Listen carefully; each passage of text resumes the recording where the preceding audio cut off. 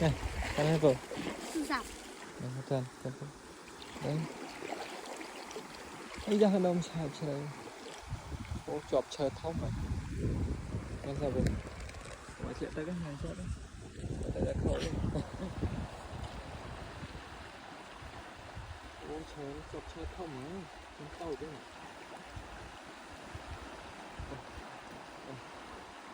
Ý, chút chư đấy. Mua nuôi. Đấy chứ. Bật mé này. Nuôi cho tôi. Vâng.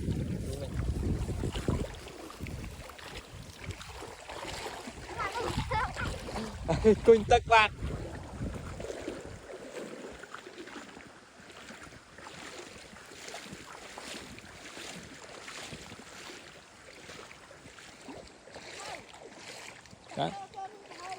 Hả?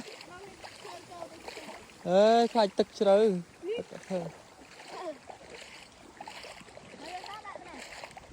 Ba chi thế này?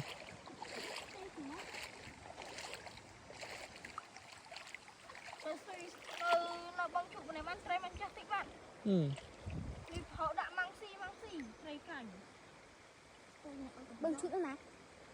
Vị bạc, vị play bạc. Còn khăn giật một mót á. Tê sủa tê tập phá nhâm tê Em lang tới câu phụ tao rồi. Vâng. Bán. Tê tập phá nhâm tê. Nè, tới câu. Lang tới. Đây.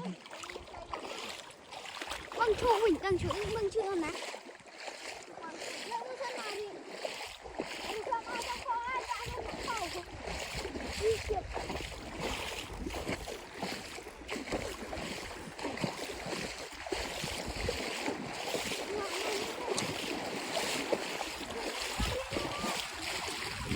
Ê, tam cái này là gì vậy?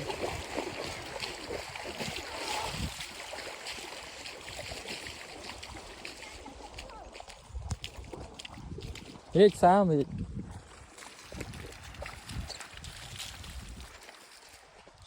Điện bỏ bây giờ.